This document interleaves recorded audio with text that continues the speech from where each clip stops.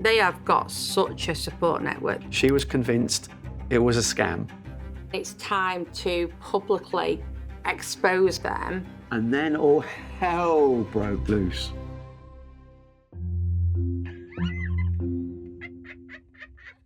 I'll never forget the first time I met Meg. We were 10 years old, two very small, quiet, well, one quiet 10-year-old and Meg.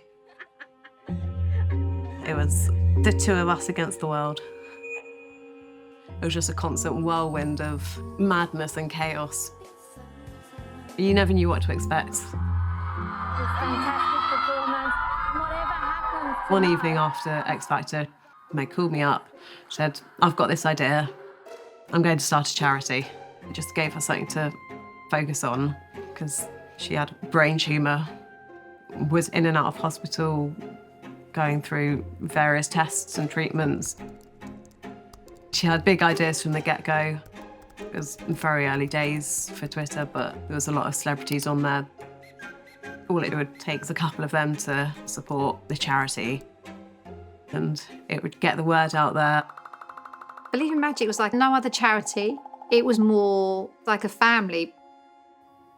Our second child, Corey, was diagnosed with a particularly aggressive childhood cancer. Believe in Magic opened up that world for parents when you're going through the most horrendous time of your life. Meg was a fairy godmother to all of those children. It was just magical from the off.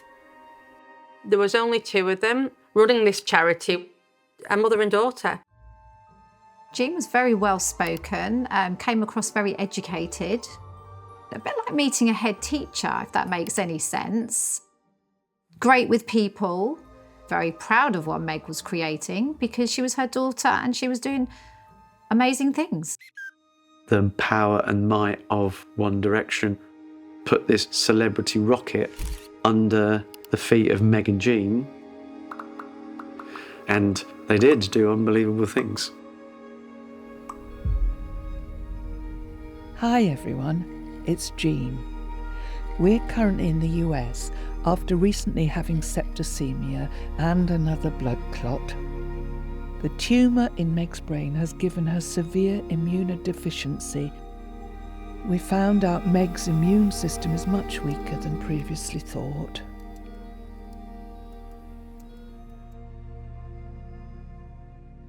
There were posts from Jean just about how unwell Meg had been, how close she'd been to death on a couple of occasions. So everybody's waiting for news, people have invested, people care about Meg. And then, out of the blue, the message came from a parent doubting what was going on.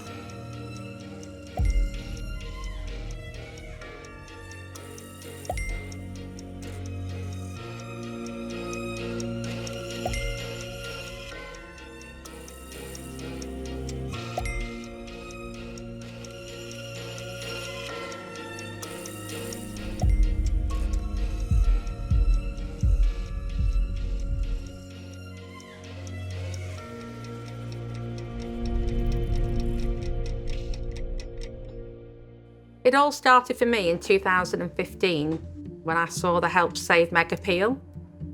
I'd been in this cancer world for a couple of years and it was very vague, but at the same time, very, very over the top.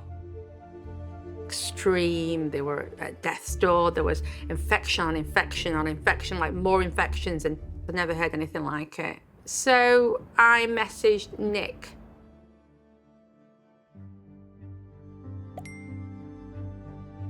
My son, Adam, tragically passed away in 2013.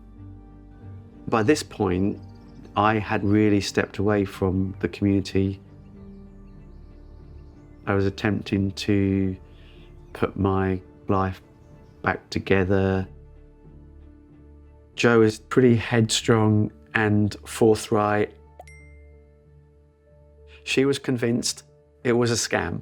He was just, right, listen, Joanna, they have got such a support network. Let's get this right before we do something that we might wish that we hadn't.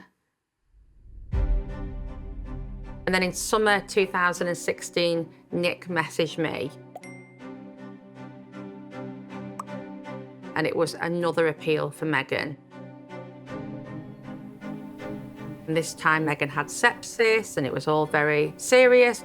You know, we would never ask unless we absolutely had to, but we would both be so grateful if any of you would be able to help with some fundraising. All the money went straight into Jean's bank account. I didn't like the sound of that. So Jean's son was one of the trustees, and it was possible to guess people's email addresses just by going onto Facebook and saying that you'd forgot your password. So it's decided that we'd use an alias and email. It was just poking him or provoking him, pointing out that the charity has to be run properly, etc. He went straight to Jean, and Jean then had that email address. And then what happened next, we didn't expect at all.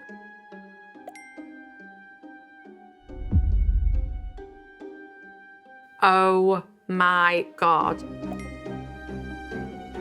Jean says Meg is neutropenic and leukopenic with severe lactic acidosis and severe sepsis, etc., etc.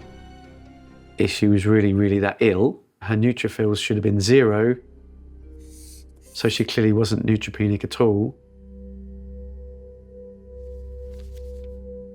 There were no names, no hospitals, no doctors. I had this idea that I would use a piece of software where you can send an email to Meg and Jean, and if they open the email, there is a chance that you'll be able to capture certain information, such as the IP address, and from that IP address, you can narrow down where Meg and Jean were. I got a notification that Jean opened the email, got the IP address, and I did a very broad Google search on it.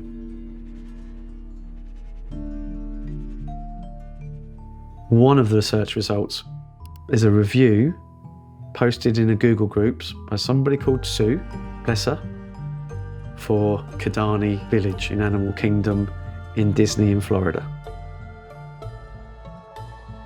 The association of Meg and Jean with Disney was enough to pique my interest.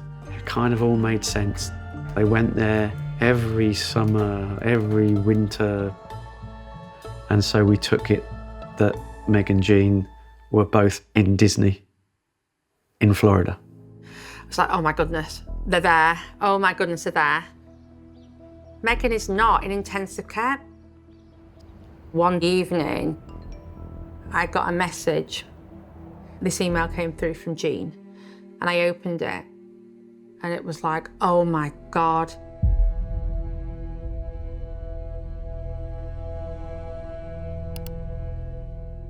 Up until this point, Meg had not been involved in any of this. All of the updates were from Jean. I don't know what else you want to see. You've had my hospital letters, documents. You want to see my PICC line here into my heart. You want to do the scarred. Did I feel guilty?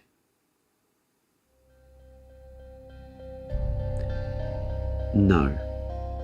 And if you really zoom in, you can actually see her monitor behind, and her oxygen levels are 100%. This is not as ill as the descriptions that Jean was sending to people via Meg's Turn for Magic.